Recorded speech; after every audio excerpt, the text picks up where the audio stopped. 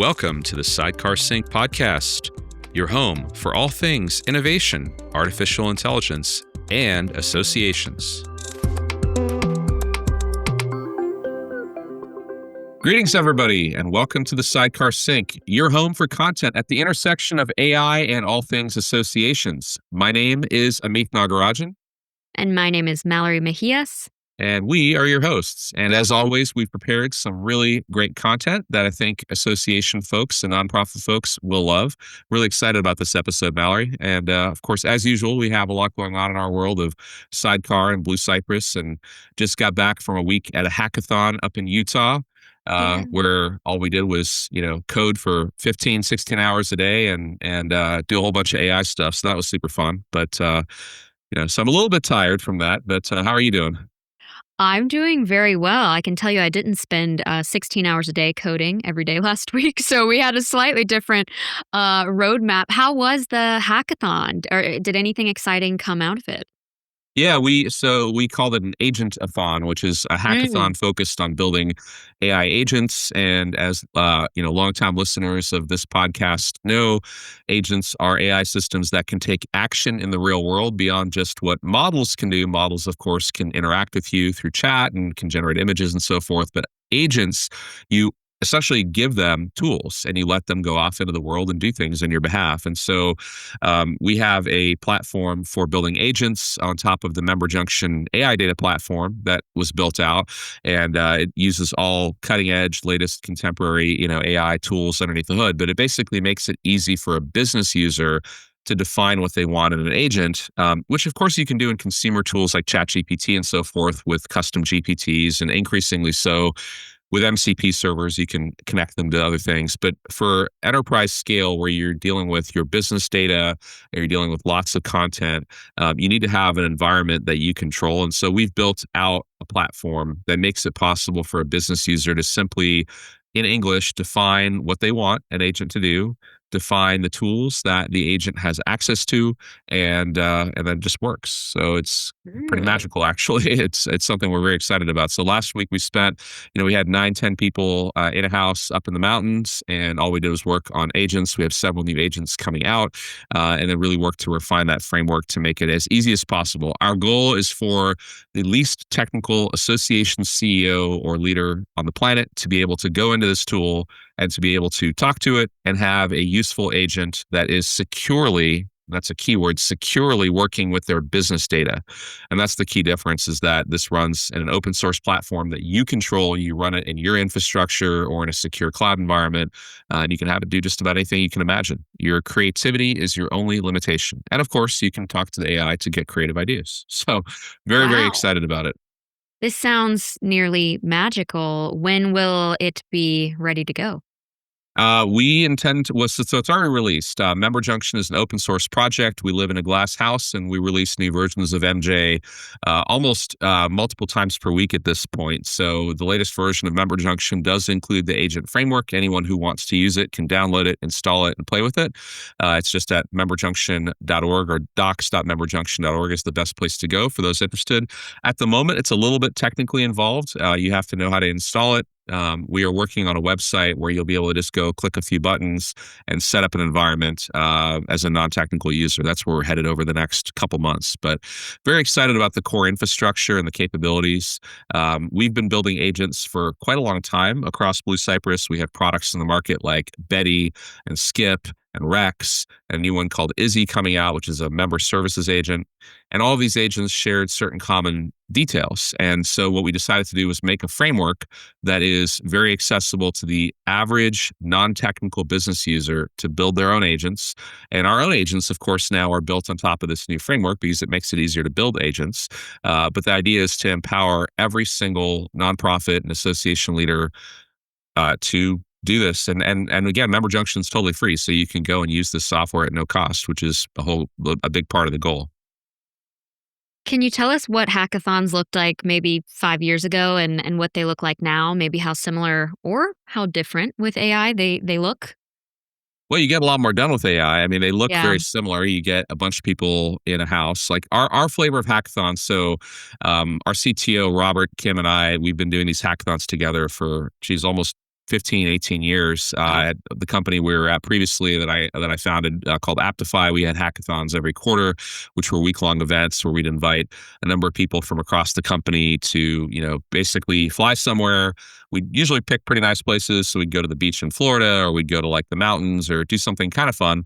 And, for that week, you would be really intensely working. So we would typically have, and this is still the same now, we'd have, 8 to 10 people in a house. And, we'd usually have some kind of a theme where we'd say, hey, everyone's going to work on projects related to this general theme, but then have some degree of autonomy within that to allow people to kind of pick projects that were interesting to them within that. And depending on what you're doing product release wise, you may have more or less of that autonomy. We didn't have a ton of that this time. This time it was more directional, where we were saying at the front end, hey, this team of 2 people, please work on this. These team of 3 people work on this other thing. So we had that type of thing going on.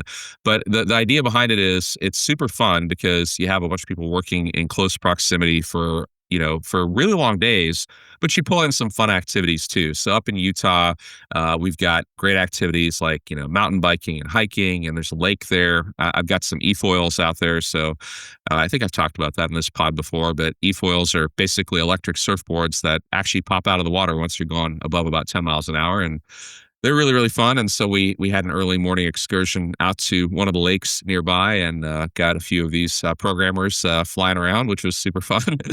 But the coding part is really, really intense, and it goes by really quick. If you're into this and if you're having fun, it goes by quick. So that's all very similar to what it's been for Hmm. a while. What's different is the amount of actual code being written by human hand versus the amount of code being written by AI and guided by humans is radically different. So I can speak for myself, but I know this is generally true for the rest of the 9 folks that were up there, is we didn't write a lot of code ourselves. We used Claude Code, we used Copilot, we used other tools to pretty much do almost all the actual coding. And we supervised it, and there were areas where we wrote some code by hand, and there's just certain cases where it makes sense to do that.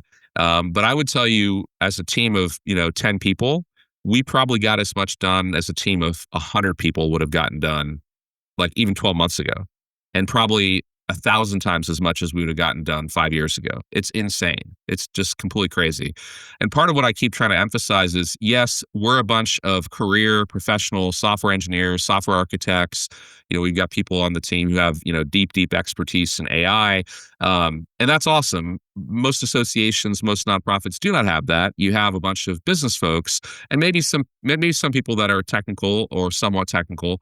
The really key message here is actually you can do these kinds of hackathons yourself, and you can produce a tremendous amount of output, even if it's not something you're going to say, hey, like, I'm going to take this app live on my website right now. Maybe you have some professional help to guide you if it's going to be a production quality app, but you can do a lot with these tools that are out there. And remember also that these tools are the worst versions of AI we're ever going to have. And so you're going to see improvement. So I would really encourage people, you don't need to do like the whole week-long thing with 16-hour Hmm. days if you don't want to, but start off with like 2 days and see what happens. The real key to it is you get people out of their normal routine, and you get people together in person, and magic happens. You come up with new ideas, you break down problems that were previously really, really hard to solve. And it's just a great team building activity too. Hmm. What could be interesting for sidecar, maybe, and I think you and me have talked about this, Amith, is perhaps to have some sort of association hackathon, maybe with like one technical person from an association, one non-technical person, and see what could be created. Everyone listening, if that sounds of interest to you, let us know. That would be super fun. All right. Well, today we are exploring a framework from AI researcher Ethan Mollick, who we talk about quite often on the pod, about why individual workers are seeing huge AI productivity gains, but companies aren't capturing those benefits organizationally. We'll break down this 3-part approach: leadership, creating the right vision and incentives; the lab, building and testing AI solutions; and the crowd, harnessing employee innovation, all through the lens, of course, of what this means for associations. So, first and foremost, leadership. Ethan Mollick has identified a fascinating disconnect in how organizations are approaching AI transformation. While workers are reporting massive productivity gains, some saying AI cuts their task time in half, others reporting 3x productivity increases, companies are only seeing small to moderate organizational gains overall. Mollick argues this isn't a technology problem, it's a leadership and organizational innovation problem. For decades, companies have outsourced organizational innovation to consultants who develop generalized approaches, but that won't work with AI because nobody has special information about how to best use AI at your specific organization. Even the major AI companies release models without knowing how they can be best used in your industry or organization. The core leadership challenge is that AI starts as a leadership problem where leaders must recognize both the urgent challenges and opportunities. But urgency alone isn't enough. Workers aren't motivated by leadership statements about performance gains or bottom lines. They want clear and vivid images of what the future actually looks like. Leaders need to start anticipating how work will change in the world of AI. While AI isn't currently replacing most human jobs, it does replace specific tasks within those jobs. This requires decisions about where leadership and the lab, which we'll talk about later, should work together to build and test new workflows that integrate AI and humans. So, Amith, you've worked with association executives for a long time. What do you see as the biggest leadership challenge around AI adoption? I would say there's two things. The first is the hesitance to embrace new technology quickly. Associations have, as a sector, generally viewed technology as not being their friend, not being their closest ally, perhaps occasionally being a nemesis. Certainly technologies of the past that they've had to implement have been challenging. So I think that's like a mental block for a lot of people to say, well, yeah, I know this is advanced and, fast moving technology, but we're not a technology organization. We're slower moving. We're an association. We're not experts in technology. And so that mindset is a major problem. And I am constantly trying to encourage association leaders at every level, whether they're a leader that's been around for 3 decades or more, or a brand new entrant to the workforce. Everyone's a leader in this sense, to embrace the idea that we can all be really good at this. You don't have to be a career software engineer, or you don't have to be someone who's historically been a big innovator with any kind of technology. So that mindset shift is really important from the top down. It's also important to nurture a bottom up mindset shift that, hey, we too, as a traditionally non technical association, we too can be leaders in using this technology. We don't have to be coders. We don't have to be experts in the traditional sense. We can take advantage of this just as well as anyone else. And that mindset shift might sound almost silly, but it really is impactful, because when people start off with these assumptions that they can't or won't or shouldn't, those things are blockers for our minds, much more so than the technology stopping you from doing anything. And I've seen this firsthand in so many organizations for so many years with other technologies, and I'm seeing it now with AI. So I'd say that's probably the first thing is, it's the yes we can kind of mindset, right? And I know that sounds a little bit silly to some people, but it is so incredibly powerful that I'd encourage you to reflect on this and think about it and share it with each other.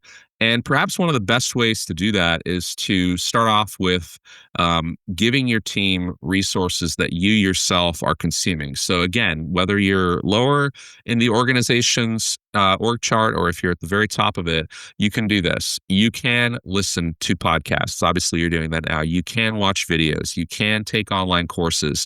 You can do things to experiment with AI tools yourself, and then you can share that with your colleagues. When you do that, slowly but surely, you are moving the needle. You are changing the tide. Even if you're working against organizational inertia that's been around for decades, culture that's very difficult to change, you change the culture by changing the behaviors.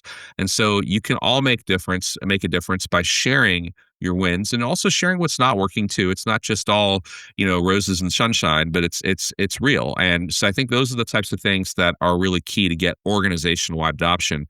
My other just general comment on the first bit of what you shared, Mallory, is that I think the kind of disconnect between organizational value creation and individual productivity gain is kind of the consistency with which organizations implement this stuff.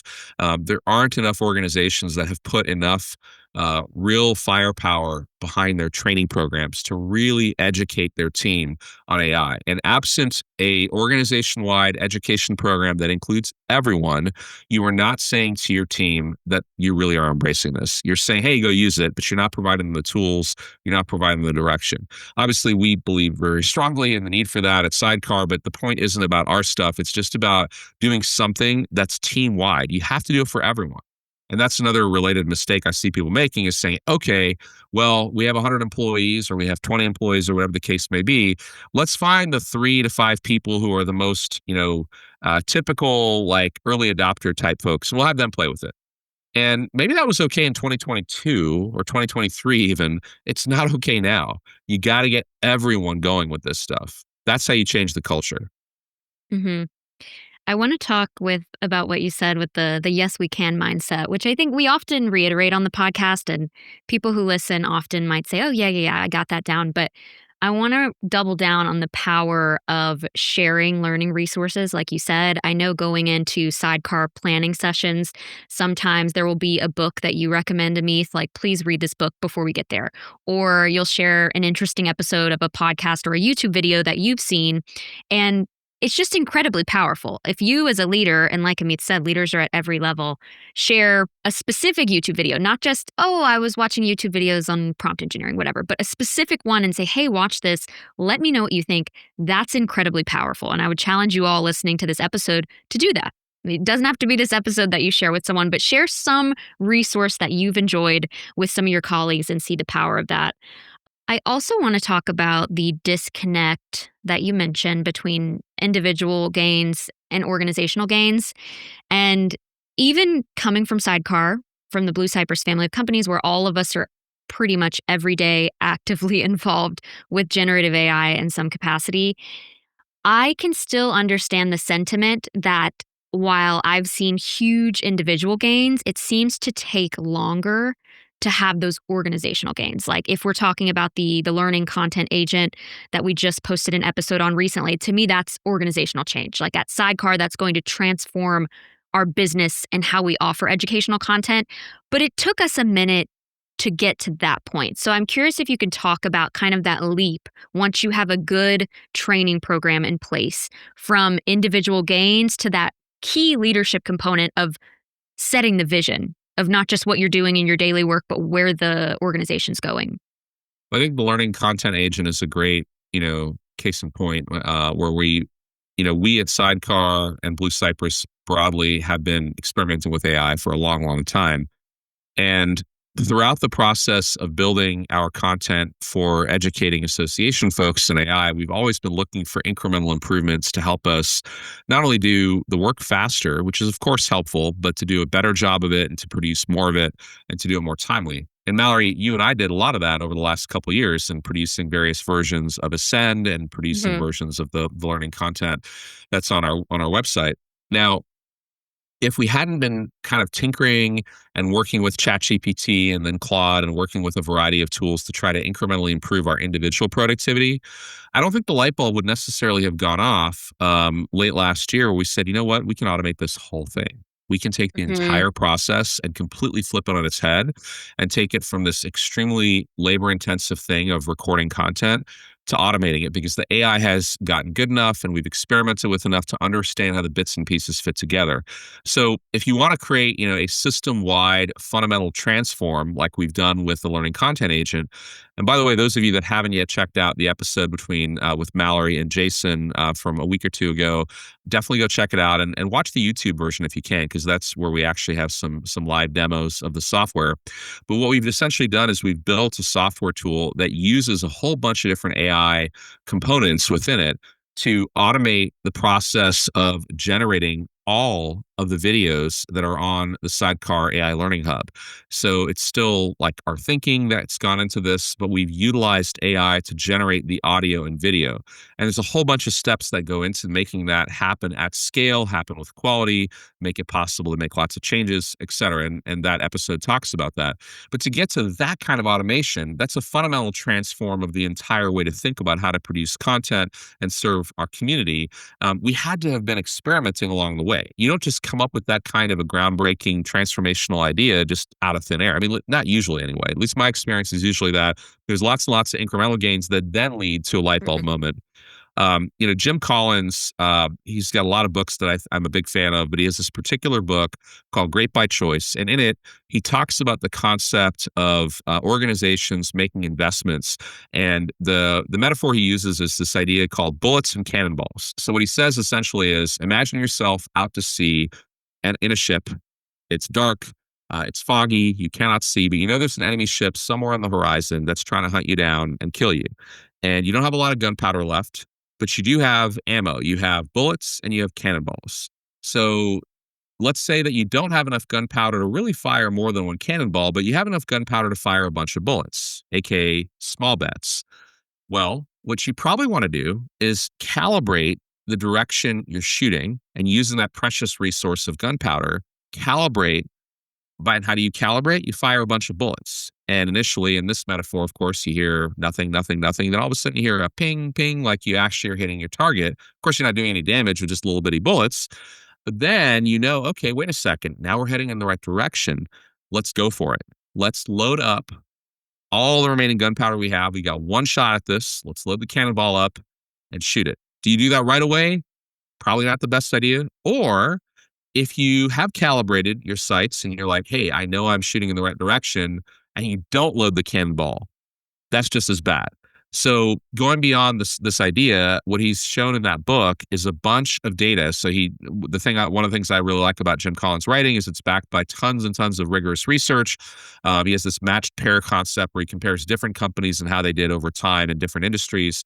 And he showed empirically that the companies that shot too quickly in terms of the cannonball, of course, didn't do so well because they often were off the mark, right, as you'd expect them to be. But actually what he found was that the companies more often that would do these little experiments, but then fail to load the cannonball up and go for it at the right time once they've calibrated it, would fail much more often. And these companies, so it wasn't so much there was a complete lack of experimentation is the point.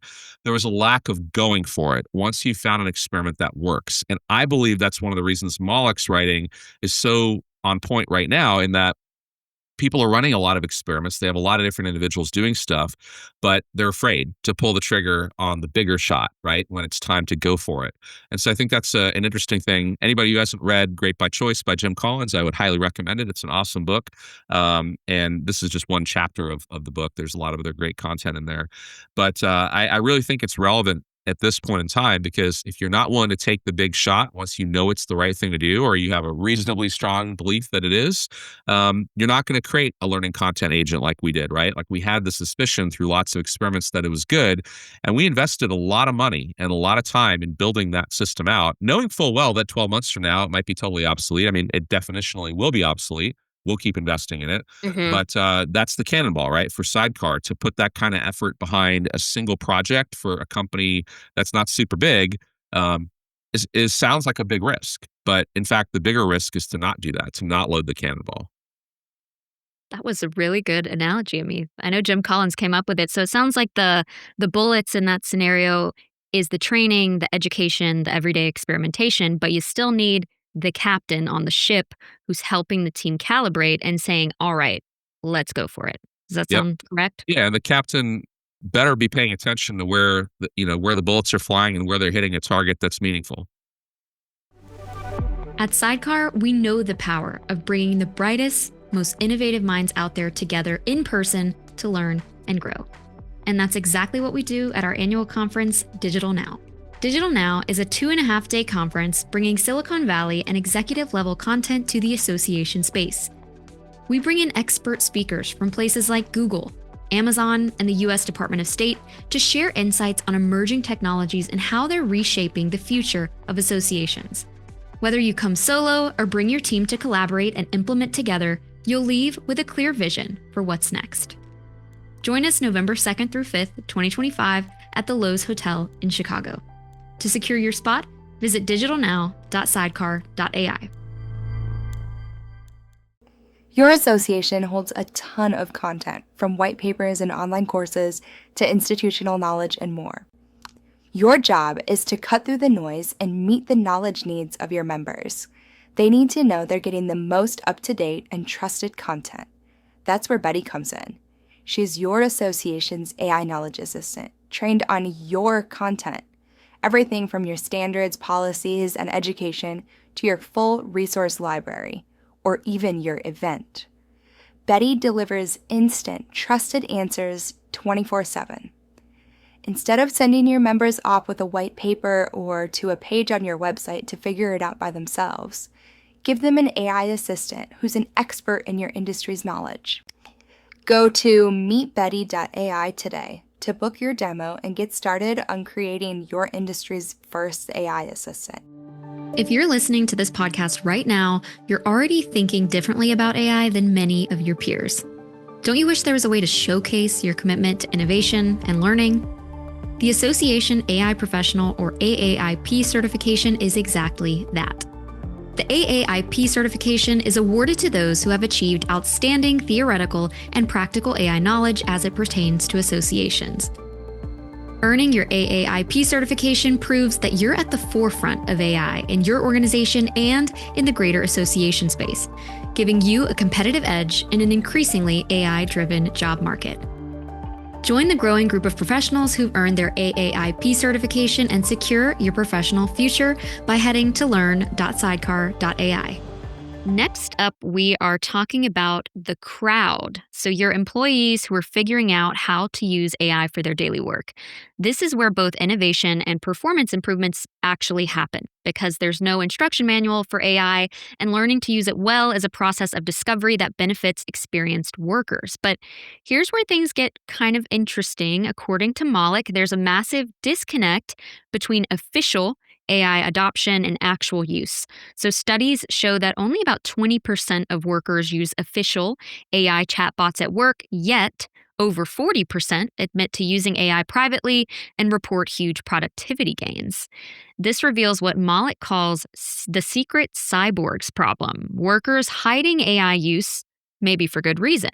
They may have received scary talks about improper AI use being punished, or they suspect productivity gains might lead to cost cutting and layoffs, or they know that revealing AI use won't be rewarded but will just become expectation for more work.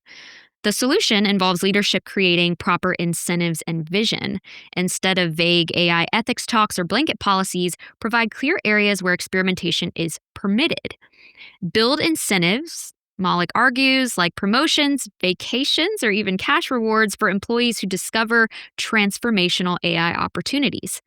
He argues training should be less about prompting techniques and more about hands-on AI experience and practice communicating needs to AI. The goal is to turn hidden innovation into organizational capability. For associations, though, there's also an additional opportunity here. Your members are part of this broader crowd experimenting with AI in their own industries and professions. They're discovering valuable use cases that could benefit the entire membership. But most associations aren't tapping into this distributed innovation happening across your member base. Lots to unpack here, Amith. Again, you've worked with probably the most, I would argue, forward-thinking associations out there. How do you see those associations most successfully tapping into their crowd, whether that's employees or members? You know, my sense of it is that the common theme is people who are willing to ask more questions. And I think that's an important attribute of leaders, again, at every level, but in every sector. And asking good questions and probing for information is a skill, right? It's a really hard-earned skill, but it's something that people need to really think about in this world. I think that working with your team and finding out that there's applications of AI that maybe were outside of the boundaries of your policies, and well, maybe you should be updating your policies, or maybe there's things you can learn from this crowd in a way that Mollick describes that are super relevant to the association world, not just for staff, but as you put it, with members as well.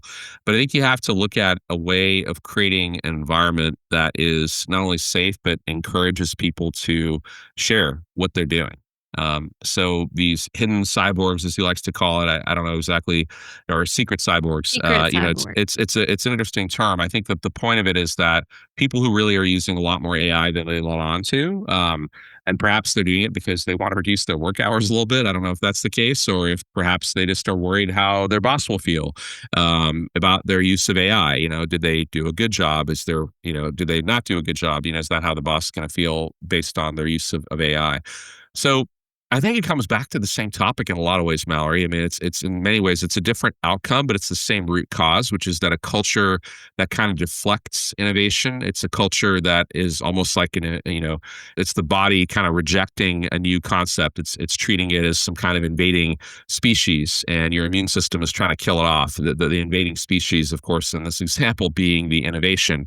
So I think that the root issue is the same one, which is that your culture isn't one that's encouraging people to experiment. I think what we talked about in the last segment around people sharing ideas, people from the top sharing videos or ideas and experimenting openly is good. Hackathons are good. You can also run contests where you can say, hey, over the course of the month of July, we are going to run a contest and we're going to have prizes. And it doesn't need to be like massive amounts of money. It could be that the grand prize is, something nice, but it doesn't need to be, again, lots and lots of money. It's just something fun. And you can kind of gamify it and make it a contest, make it fun.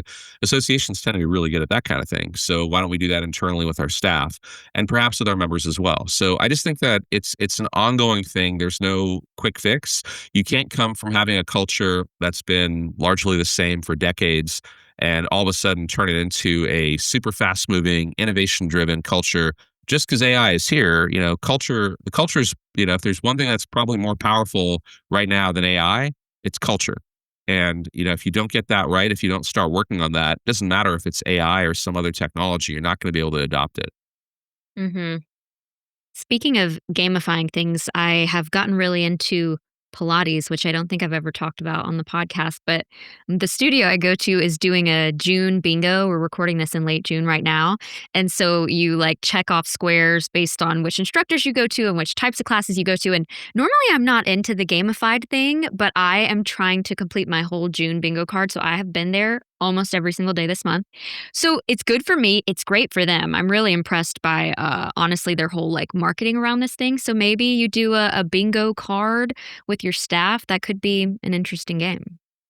That'd be fun. Is that the Pilates where you're on the machine that looks like a Oh, medieval it torture device? is. Yeah. It's reformer Pilates. They also have tower Pilates. Have you ever done that, Amith? As a side Yeah, I note. did the thing one time, maybe 15 years ago, with the machine where like your body gets contorted in all these different positions, and yeah, It's it was. really fun and I like your core strength, mobility. I don't know. That's a whole separate. We'll have a podcast episode on that. But I wanted to talk to you about the idea because we've talked about this on the pod, though I feel like it's been a minute of dangling the carrot and what's the other version? Using a stick. And so, what you think about having contests and cash prizes and things like that versus saying, going back to the leadership component, you need to do this. Yeah, I think you need to do both. I think that's another component of association leadership archetypes, I'd say, that are common is this idea of committee driven decision making and consensus and having to get everyone on board. At some points in time, especially in times of great change, the leader that has the most control has to just stand up and say, this is what we're doing, guys. We're going to go do this, and you all have to do this. And that's what it is. And it can even go so far as to say, listen, you get this training done by X date, or you'll be working somewhere else. That might be the most extreme version of the stick, but I do think that it's appropriate to push your team. And it's not about who's interested. It's not about who would like to do it or who has time to do it. It's about getting everyone to do it. This is a critically important thing. And so if you're not a leader that's traditionally embraced demanding things from people or requiring people to do things in a way that along the lines of what I'm describing, you might need to work on that. You might need to work on improving your skills in that area to think about how you can perhaps stay true to yourself and how you are as a leader, what your leadership style is, but explain to your team, like, this is not a time where we can afford to wait for consensus and buy-in. The world is changing really rapidly, and our team is not knowledgeable enough in this critically important technology. So we're going to do this. And yes, we're going to try to make it fun. We're going to make it something that everyone is encouraged to participate in. But make no mistake, it's mandatory and you will do this. So at some point in time, you have to stand up and do that, especially if you have a culture that's a little bit of a traditional hesitant culture. And what happens is in those types of environments, yes, you're going to cause a ripple in your organization. Yes, some people will be upset about it, but a lot of people actually will be like, it's about time. It's about time that the leader stood up and demanded this kind of thing because there's so much happening. And you know what? Those people who become advocates for the more aggressive tone that's necessary at these points in time, those are actually probably your strongest players on a go forward basis. And by not being firm and not being, very clear about what your expectations are, you're actually letting those people down. I want to talk about secret cyborgs. The term is funny, but at first, when I read how Ethan Mollick defined it, I thought, well, that's odd. Why would someone be not talking about how they use AI, but secretly using it? And then I thought about it more and was trying to be a bit more empathetic and realized, okay, that does make sense. Because if you have someone on your team that's secretly using AI and perhaps cutting down their work time by 50%, they might fear that by bringing that up, as a leader, you might say, well, do we really need someone full time in this position? Could we combine this position with another role? Amith, can you talk about how, from a leader's perspective, how you can kind of combat that or just maybe take it on with honesty and encourage those kinds of conversations? Because I can't imagine why people might be fearful of saying that. Yeah, it totally makes sense. And I think that I'll first speak to the individual that might be on the other end of it, the person who doesn't have power in that relationship, the employee who is fearful of their boss finding out that they're using a lot of AI. And I would say that that's a very time box position, meaning that there's not much longer, available in that path, right? People are figuring out what AI can do. Even the least technical people are realizing it. So there's not much of an opportunity for you to kind of stay hidden in that corner for long. So if you are using AI, take this opportunity to go and promote it to your leadership and say, listen, look at all the great stuff I've done. What that's going to do for you is it's going to put you on a path where they're going to say, wait a second, this individual is not only doing something innovative, yeah, the work that they've historically done, they can automate it now and it takes 3 hours instead of 40. But look at what they're figuring out how to do. This is transformational. Now, if you're in an organization that doesn't value that and they, let you go or something else like that, you're in the wrong place. And I realize it's easy for me to say that. And some people have the fear of losing their position, especially in this environment. But I do think that people are going to figure out anyway that it's possible to automate a lot of the rote tasks that you perhaps have figured out how to automate and haven't told anyone. It's going to get figured out. And if instead of waiting 6 to 12 months or whatever the time frame is for people to figure it out, you go and promote that, it puts you on a track where people look at you as the innovator and perhaps they'll come to you for more and more help. Now, I will say that most of the work that we do, certainly as white collar laborers, but I think this is true for all positions across the economy. Most of the work we do right now is going to get automated by the end of the decade. Most of the work, most of the individual tasks. It doesn't mean most of the jobs will be eliminated. It just means most of the individual tasks we do are automatable, even with today's AI. And that's going to be increasingly true as the AI models and the systems on top of them become smarter and more capable and they're more connected, right? Like the agent stuff I was talking about earlier. So I don't think that there's a question of like, hey, how long can you hide? I think it's a question of like, what do you do to take advantage of this stuff and show that you are an AI powered employee? So that's all my commentary to at the employee level. For the leader, I think what you need to do is come out and say, listen, we recognize that a lot of the work we've done traditionally isn't going to be done by human hand anymore. And our goal is to automate it, make no mistake, because we have to automate it in order to be effective, competitive, serve our members, and meet our mission. But that doesn't mean that we're going to let everyone here go or let a large number of people here go. Now, in some associations, and this is a rarity, where the financial constraints are so strong, where there's been financial problems for some time, if that's actually what you're doing, you need to tell people that. But most of the associations that I work with tend to be in a position where they're not so much concerned about cutting costs immediately. Um, sure, long term, they don't want to spend money where they don't need to. But it isn't so much they say, hey, I've got 18 people in member services. I only need 3 to do the job that I've traditionally done. So I'm going to let 15 people go. Of course, some people will make that decision. I think the bigger opportunity is to think, okay, well, I have 15 intelligent, trained people who know my membership really well. What can I do with them to go create a dramatically higher value, right, with the human skill, and to be thinking that way, but to be intellectually honest about it. Because if you're in an organization that has, legions of people that do redundant tasks, redundant in the age of AI, I think you need to think about that and figure out what you're going to do.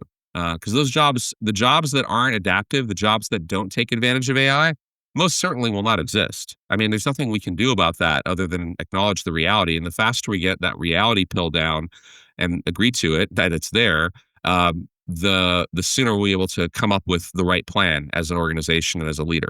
So I think leaders have to be brutally honest with themselves and with their teams. And they have to, it's one of the reasons they have to get educated, because most leaders, who listen to this, who haven't taken the time to educate themselves in AI at all, are like, that's cool sounding. It sounds interesting, but like, I have no idea what that means. Well, that's because you haven't done the homework. You got to go do the homework. I want to move to the third piece of Mollick's framework, which is what he calls the lab. So we've got leadership, we've got crowd, which we covered, and now the lab. This isn't a typical R&D department. It's designed to be ambidextrous, engaging in both exploration for the future and exploitation, releasing a steady stream of new products and methods. Unlike traditional research organizations, the lab should consist of subject matter experts and a mix of technologists and non-technologists. The crowd provides many of the researchers, those enthusiasts who figure out how to use AI and share it with the company, and they are perfect lab members. But here's the key. Their job is about building, not analysis or abstract strategy. So they take prompts and solutions from the crowd, distribute them widely, very quickly. They build minimum viable products with cross-functional teams centered around simple prompts and agents. They iterate, test, and release those into the organization. One fascinating aspect that Mollick talks about is building AI benchmarks for your organization. So almost all official benchmarks are flawed or focus on trivia or math or coding. They don't tell you which AI does the best writing, for example, for your context or can best analyze your specific type of data. So Mollick argues you need to develop your own benchmarks for the tasks you actually do. The lab also builds systems that don't work yet, prototyping what it would look like if AI agents handled entire business processes, and then testing when new models come out. They create provocations or demos that jolt people into understanding AI's transformational potential. Amith, I really like this idea that Mollick talks about, the lab, but the fact is, most associations wouldn't have enough staff to dedicate to constantly building products and iterating on those. So I'm curious if you can help contextualize the lab in a realistic way for our association listeners. Well, first of all, the last thing we just talked about is how many jobs are going to have a lot less demand on them in terms of the traditional tasks. So maybe actually associations will have a lot more labor available to work on lab style activities. So I think that's an opportunity. My thought process is that traditionally labs have been very scientific, right? Even the name, it's deeply a scientific term. And so associations that have been non-technical would look at that and say, well, we just don't have the capability, we don't have the aptitude, we don't have the time to do these things. So I'd say that's a really weak point for a lot of organizations. But remember, what I was saying earlier about hackathons actually is perfectly suited to tie into this topic. It's not just about the engineers and the scientists and the people who are writing code, let's say. It's about everyone who understands the value equation. And what I mean by that is, how do you, whatever it is your process is, produce a valuable outcome for your customer or your member, right? What's that equation look like? And what should that value equation be on a go-forward basis? Maybe historically it's meant, certain outputs, certain types of value you've created. But maybe on a go-forward basis, those types of value are commodities because of AI and because of other things that are changing. So what kind of value should you be creating? That's where you need the lab. The lab needs to allow you to zoom out and say, if we can do everything we do now for free with automation, basically, what would we go do with the resources we have? How would we create an opportunity so compelling that 5 years from now, people are still coming to us for education, for content, for community, for these types of opportunities? What do we need to do? And there's no easy answers to that, which is both a challenge, but it's also where the opportunity lies. So my main point here is you have to start with some movement. You can't just think about this and say, hey, we'd love to do it, but we'll come back to it in 2026, which is what a lot of people will do. Let's solve all of our immediate problems, then we'll come back to this in 2026. So you have to start off small now. So put together a hackathon type event with a handful of your people. And if you got nobody in that organization that's a coder, that's okay. Remember, this isn't about building something for production. It's about prototyping things. It's about creating concepts that really help you visualize what these new value equations might look like and how you might shift the way the organization does work. Talking in these abstract terms like value equations and strategy terms, a lot of times people's eyes gloss over quickly. And that's understandable to a large extent because these concepts, it's like, how do you actually materialize them? But now with AI, even with fairly limited skills in AI, you can go and prototype this stuff really fast and see what would it look like to deliver value in these different ways. So I think that's a really important thing people have to go do. And I'll quickly come back and say like the immediate pressing needs of the organization, that stuff. So I would argue that in most cases, what I see is organizations that are on this perpetual loop, right? You can call it the hamster wheel if you like, where they're replacing some piece of technology with another piece of technology. They're implementing some new business process or building some new product. And it's just the next thing they're going to do because it's the next thing they said they were going to do. And it's the same thing that they've done with an incremental slight improvement, right? My favorite thing to pick on, as many of our listeners know, is the AMS upgrade, right? Because the new AMS is largely going to be an incremental improvement over the last one. It's going to take you a year, 2 years, 3 years. It's going to cost you a bunch of money and it's going to take a lot of staff energy. And what improvement level will it actually give you? In most cases, it's going to be an incremental improvement at best, 10, 20, 30% improvement in your productivity. It's not going to be radically transformative. Yet, many organizations right now are choosing to commit to such projects, knowing full well they're going to need 6, 12, 18 months, just 100% dedicated to that. I don't think that's a smart prioritization of resources personally. I think that if you deferred those kinds of projects and said, hey, we might need to replace this piece of infrastructure, whether it's AMS, an LMS, a financial management system, but let's defer that for 6 to 12 months and let's focus our limited resources, financial and staff, on AI. Let's go really deep on AI. That would change the game, right? Then you could form the lab. Then you wouldn't be saying, hey, I can't do this now because of X. Whatever X is, I would argue it likely is less important than the transformative changes that are coming your way, like it or not, with AI. So that's my pitch, is that consider what you're doing right now that you can put on hold. Not cancel, but put on Mhm. hold. Because some people will say to me, yeah, I know, but my AMS or my LMS, it's so antiquated. It's so bad. It's really, really slowing us down. Totally get it. And I'm not saying you shouldn't do those things, but I'm saying in the wake of, if you look at them in a totally dispassionate way as financial investments, and you say this financial investment has this potential ROI, and this other financial investment has this other ROI, the ROI from probably a much smaller investment in AI right now is dramatically different than the profile of a classical investment in one of these systems or process changes or new products that you might be building. So I would just encourage people to rethink their basket of priorities and say, can we put some of this stuff on hold? It might require a board conversation. It might require going back to the board and saying, listen, things are changing so much. We have these projects in flight. We really think we should put projects A, B, and C on hold. And here's why. And I know you just approved these at a board meeting last winter, but this is why we believe it makes sense to hit pause on these other things. Because quite frankly, like again, going back to the AMS, what you're choosing to implement in an AMS that won't go live for 12 months, very likely the functionality that you're asking your vendor to put in place isn't the functionality you're going to need in an AI enabled future. And you don't know yet what that is because you haven't done the homework on AI. And at least that's true for the vast majority of organizations still to this day. So that's my point of view on it. I think the lab issue and the inability for people to do this lab type work that Mollick proposes is largely because they're 100% busy with activities that are still very much on another rotation of the hamster wheel. Mhm.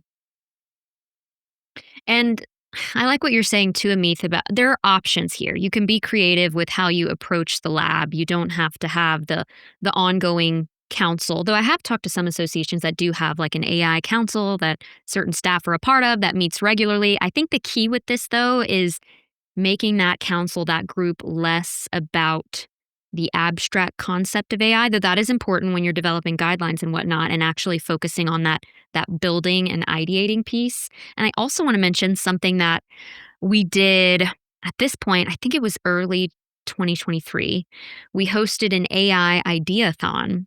And what's funny is that was getting groups of association leaders together, and then they were supposed to pick one association challenge and come up with an idea, a prototype that they did not build, just kind of thought out, and create some sort of solution with AI, theoretically, that would solve that association challenge. It was an incredible event. We did it all virtually. So that's another example of something that you could do within your organization, except now, at that time, I don't think we had the capability to actually build any of the prototypes because it was mostly non-technical people. Now you could take your non-technical ideas from an ideathon and actually build them with like interactive web apps in Claude or Claude Code. So you've got options here. Very much so. I think the opportunities in front of us are enormous. I wake up every day with excitement about the future because I know that what we are seeing happen with AI, as disruptive as it is, as transformational as it is, it basically levels the playing field. It means that the nonprofit sector at large can, in fact, do everything that the largest corporations and the largest governments in the world would have struggled to do with even the immense resources they have compared to the smaller resources that associations and nonprofits typically have. So that's exciting. It's an opportunity to wake up every day and think of new ways to do things, but you have to be willing to change your mindset. I'd go back to that first part of this discussion, that you have to start with a flexible mind where you look at it not so much in terms of how it relates to what you're currently doing, but rather how it serves the end customer, whoever that is. And the last thing I'll say on this whole topic is the challenge that I would give you is to form this group and to give them an opportunity to say, listen, imagine yourselves building a competitor to this association. Here's what your job is. For the next 3 days of this hackathon or ideathon or whatever you call it, this group of 5, 6, 7 people, whoever it is going to build a competing organization. This is what this competitor would do. This is how it would create value in areas our organization's challenged to create value. This is how this organization would deliver services and products to the community. This is how this new competitor would basically crush the existing business model. Then go build that, right? So why wait for someone out there that's entrepreneurial, maybe it's an association, maybe it's not, to come and eat your lunch for you? Why don't you go do that yourself? Don't think about the constraints of the past. Think about the way you can best serve the market. And if you put a group of people together like that with that kind of a charge, I think you come up with some really interesting ideas. Go compete with your own business model. And with AI, you have essentially limitless intellectual resources available to you, and they're on demand, and there's nothing stopping you from doing this. So I'm encouraged by this. I think this type of stuff is exciting.